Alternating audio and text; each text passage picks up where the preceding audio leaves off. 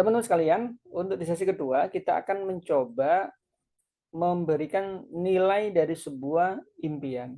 Kalau tadi teman-teman punya motivasi terkuat, misalkan orang tuanya atau anaknya atau pasangan hidupnya, maka motivasi itu bisa jadi motivasi yang tidak bisa kita jadikan sebagai kekuatan ketika belum menjadi hal yang terukur gitu. Nah, ini penting. Kenapa?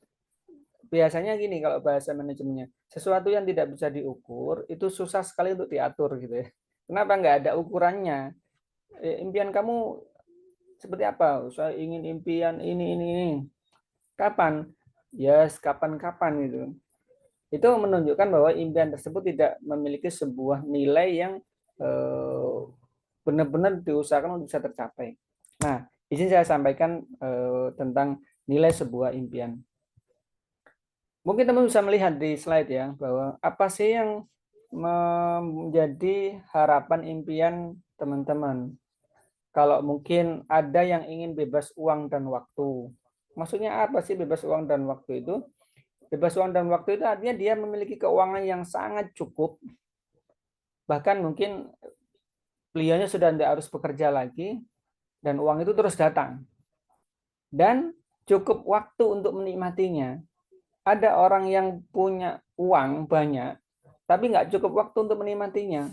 Rumahnya mungkin ada di puncak villa, kemudian ada punya hotel, ada punya rumah pribadi dan sebagainya. Tapi dia sibuk di kantor, sibuk di jalan, dia tidak pernah menikmati harta atau uang yang dimiliki gitu. Atau mungkin bisa jadi dia punya uang banyak tapi tidak bisa makan makanan yang enak gitu. Nah, sebaliknya juga ada orang yang waktunya sangat banyak tapi nggak punya uang. Nah, ini moga-moga kita tidak termasuk ya. Kita inginnya bebas uang dan bebas waktu gitu ya. Mungkin itu menjadi motivasi teman-teman. Saya nggak tahu juga, tapi teman-teman nanti coba pilih ya. Punya rumah dan kendaraan yang layak. Kami pernah merasakan ketika setelah menikah kami pindah-pindah rumah. Ya itu luar biasa yang dirasakan ketika sudah waktunya habis, kemudian harus pindah. Bukan masalah mungkin bisa kita punya uang untuk memperpanjang, tapi orang yang punya rumah ini harus pindah Pak karena mau dipakai sendiri dan sebagainya. Kita juga merasakan ketika sama anak-anak mungkin sama istri kendaraan masih berupa motor. Ini bukan bermaksud tidak mensyukuri ya, tapi ini sebagai motivasi kita bahwa ada kok orang-orang yang berhasil dengan cara yang halal, dengan bisnis yang Islam itu memiliki penghasilan yang cukup. Nah, tentunya kita juga bisa karena ada yang sudah bisa mencapai posisi itu. Ketika hujan kita ya merasakanlah. Nah, mungkin kita punya motivasinya adalah ingin punya rumah yang layak, kendaraan yang layak. Sehingga ketika bersama keluarga atau mungkin orang tua bisa kita rasakan sebuah rasa syukur yang luar biasa gitu ya. Atau ingin memiliki kepribadian yang lebih baik. Orang bilang pernah bahwa memberi makan leher ke atas itu lebih mahal daripada memberi makan leher ke bawah. Maksudnya apa? Ketika orang punya kepribadian yang bagus, punya ilmu yang cukup, maka dia menjadi nilainya mahal. Betapa kita memperhatikan seorang konsultan hanya datang 1-2 jam tapi penghasilannya bisa ratusan juta gitu. Nah, tentunya untuk bisa memiliki kepribadian yang lebih baik itu bisa jadi dia harus ikuti training, workshop, kemudian kajian-kajian atau yang lainnya, membeli buku, ikut seminar-seminar dan itu berbiaya. Mau ikut tapi tidak punya biayanya yang tidak bisa ikut. Mau beli buku, ini buku bagus sekali, tidak bisa juga kalau nggak memiliki uang. Nah, itu bisa diukur nanti berapa nilai yang diharapkan. Atau ingin membagikan orang tua dan saudara. Orang tua mungkin tinggal satu-satunya, atau mungkin selama ini sudah ditinggal, ingin bersamai. Tentukan teman-teman apa yang menjadi motivasi teman-teman. Ketika nanti jalankan bisnis, tidak ada motivasinya, cepat sekali kemudian teman-teman berhenti di tengah jalan. Atau ingin punya jalan-jalan ke luar negeri dengan bebas. Ke luar negeri tapi tidak harus izin kepada siapa-siapa, ya berangkat-berangkat gitu. Pulang-pulang di luar negeri berapa lama, ya terserah gitu. Enggak bingung dengan harus kembali ke kantor dan sebagainya. Mungkin itu yang menjadi motivasi teman-teman. Saya tidak tahu. Atau mungkin kegiatan sosial yang bermanfaat buat orang lain. Atau memiliki penghasilan tambahan yang lebih besar dari penghasilan yang sudah ada saat ini. atau ingin memiliki pendidikan terbaik buat anak-anak. Pendidikan terbaik itu ada biaya yang harus kita keluarkan tentunya.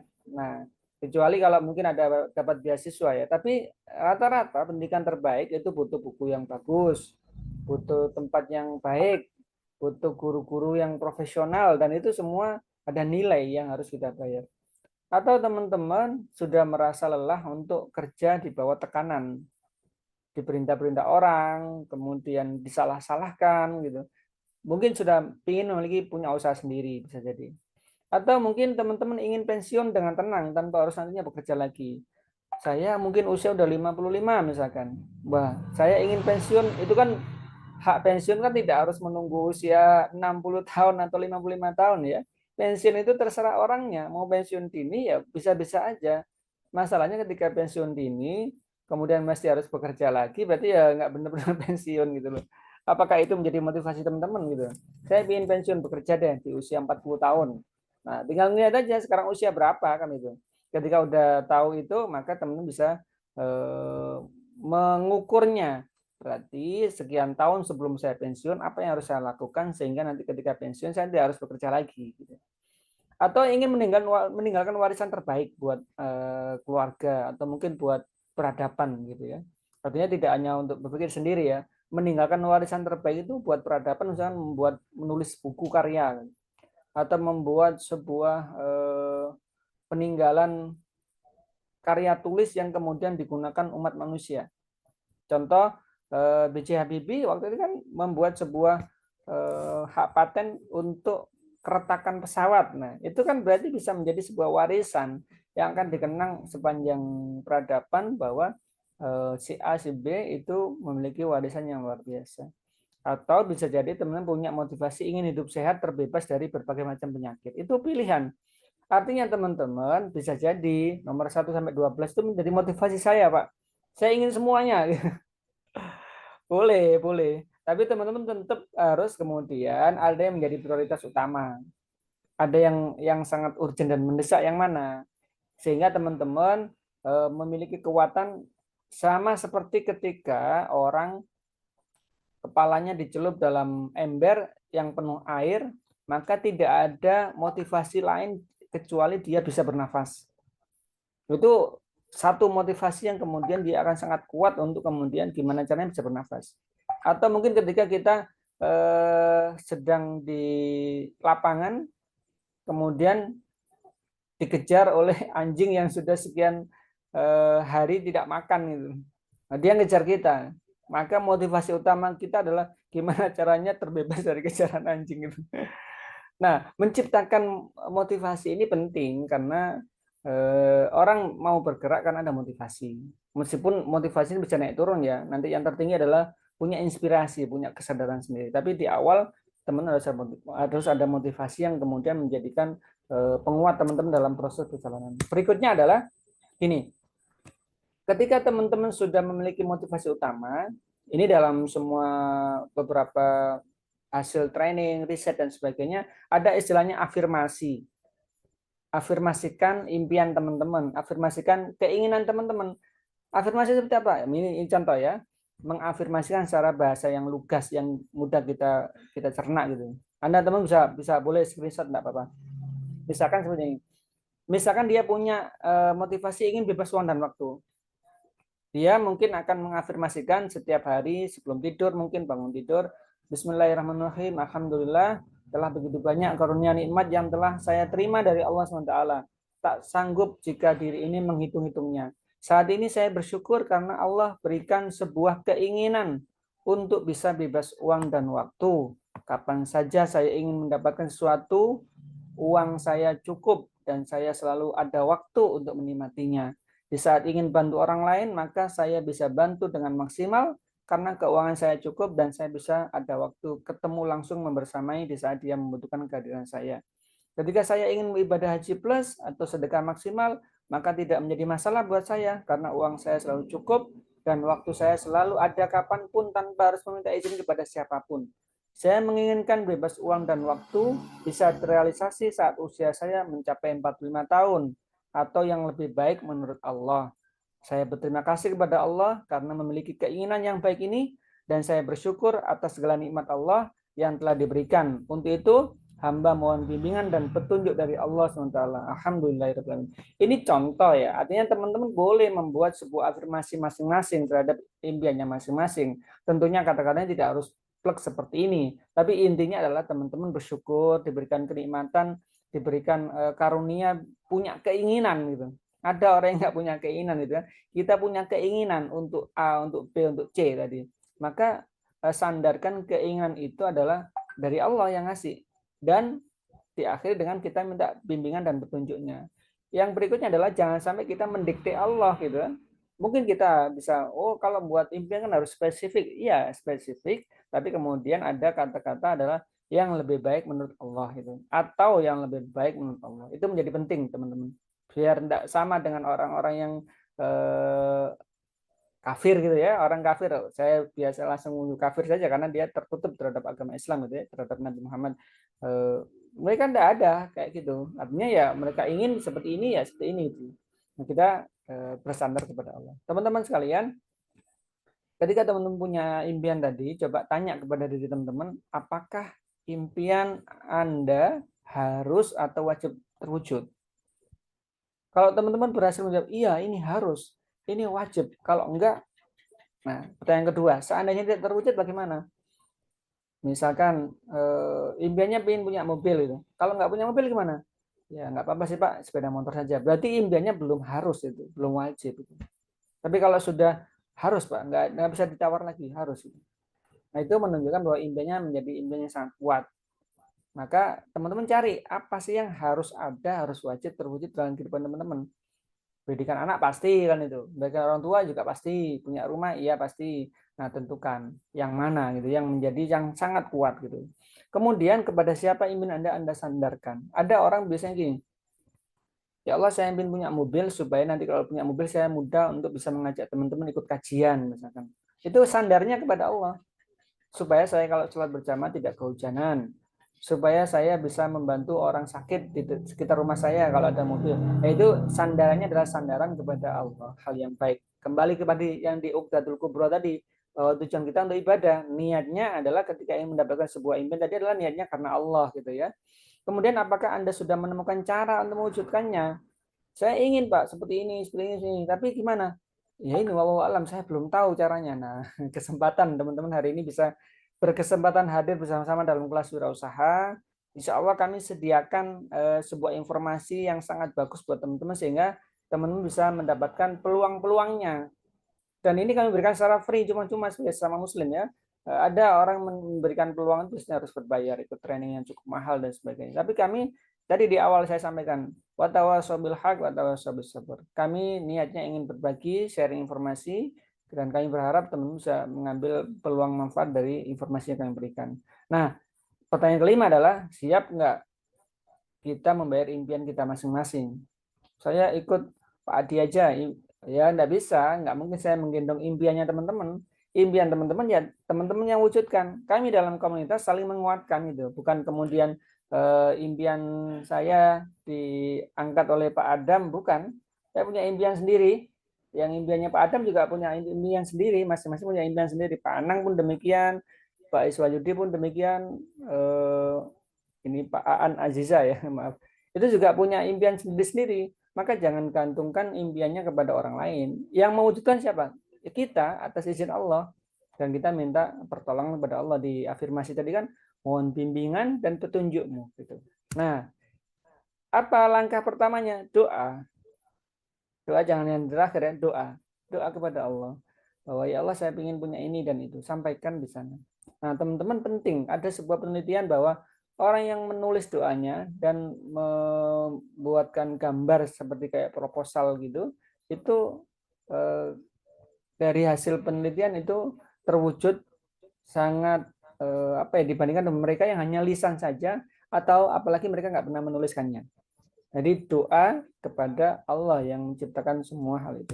Yang kedua langkahnya adalah, nah Anda tentukan secara smart, specific, measurable, attainable, relevant, dan team based. Maksudnya gini, saya ingin punya mobil tadi misalkan, maka targetnya harus jelas, dideskripsikan dengan bahasa lugas. Kalau tadi bahasanya diafirmasi.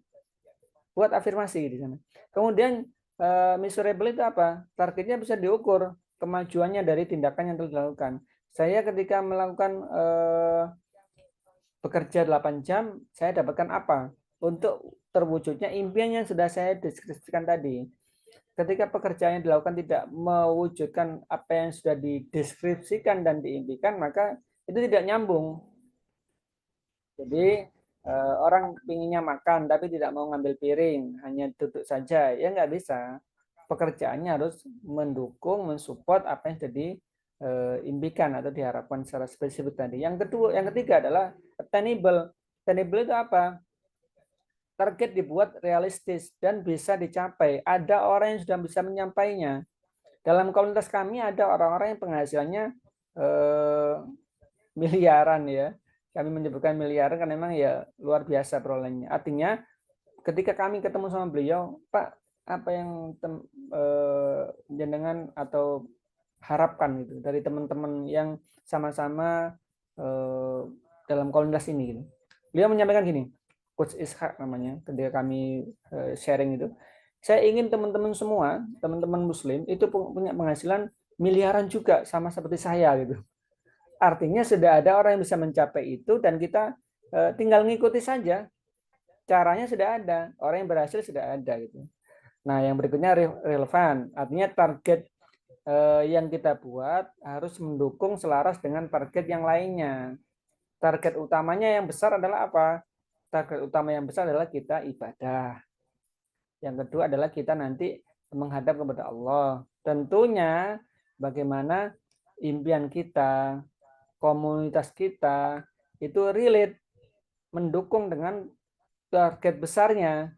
Jangan sampai target besarnya adalah ada teman ya. Alhamdulillah beliau sudah keluar akhirnya dari pekerjaannya. Dia ikut bekerja dengan beliau yang dari negeri seberang itu. Sholat Jumat aja enggak bisa itu. Sholat Jumat padahal dia Muslim wajib untuk sholat Jumat. Dia nggak bisa. Akhirnya ambil keputusan saya keluar dari sini. Artinya tidak relevan. Dia inginnya kepada surga, tapi pekerjaannya tidak mendukung. Begitu pula nanti teman-teman kita memilih bisnis, pastikan bisnisnya adalah relevan terhadap tujuan besar kehidupan kita sebagai seorang manusia. Yang berikutnya, yang kelima adalah goal tadi, target tadi harus ada waktu, tenggang waktunya. Maksudnya apa? Ya tadi, saya ingin membeli mobil di tahun 2024 misalkan. Ada tahunnya, 2024 bulan apa, tanggal berapa. Nah, ini penting untuk kemudian kita sama-sama. Saya juga sama dalam proses belajar untuk kemudian membangun impian-impian yang harapannya nanti bisa terwujud ya di tahun-tahun ini dan tahun-tahun depan berikutnya. Kami punya anak, 2 anak kami di pondok pesantren, 1 lagi insya Allah juga akan masuk pesantren. Artinya nanti ini butuh biaya dan sebagainya. Dan kami berusaha untuk kemudian mengikuti ilmu-ilmu yang sudah kita pelajari bersama-sama. Karena kalau nanti tidak dipelajari, tidak dilaksanakan, ya ilmu itu hanya lewat begitu saja dan itu sangat sayang gitu ya. Nah, berikutnya apa? Berikutnya teman-teman, hitung impiannya teman-teman. Nilainya berapa? Nilai rupiahnya. Supaya teman-teman bisa mengukur. Kalau tidak ada hitungan nilai rupiahnya, maka impian teman-teman ya sekedar impian angan-angan gitu. Ingin punya rumah, oke. Di mana rumahnya? Ini pertanyaan nanti teman bisa susun ya, karena di tugas kelas wirausaha ada tugas untuk itu, menyusun harapan impiannya apa. Puin punya rumah di mana? Di kampung atau di kota? Di kota. Kalau di kota di wilayah mana? Karena nanti kan berbeda harganya.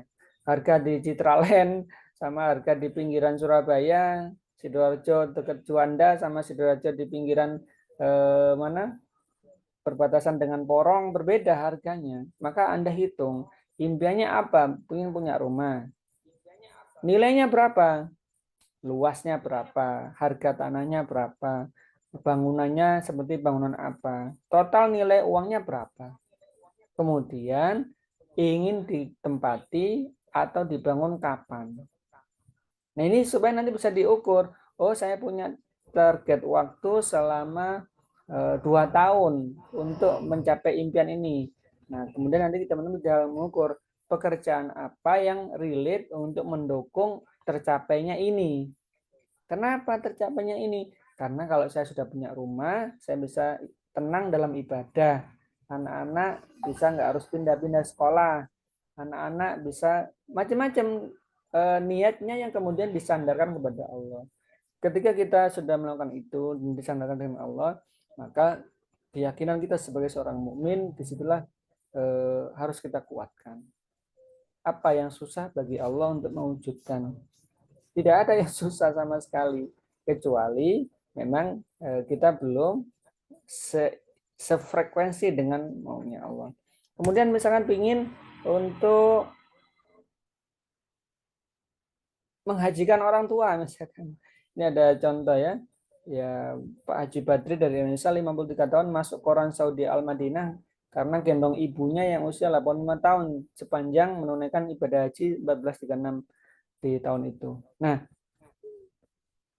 kalau haji lama Pak, ya kalau haji haji furoda atau haji plus kan tidak ada lama. Tinggal nanya duitnya kan itu. Artinya, apakah itu menjadi hal yang harus diwujudkan atau sekedar ingin gitu. Kalau sekedar ingin banyak yang ingin, tapi kalau berjuang untuk mewujudkannya, nah itu yang kemudian membedakan dengan yang lainnya. Kapan Anda berangkatnya? Sekarang kan katanya ada informasi bahwa berangkat haji usia berapapun bisa gitu. Nah ini kesempatan.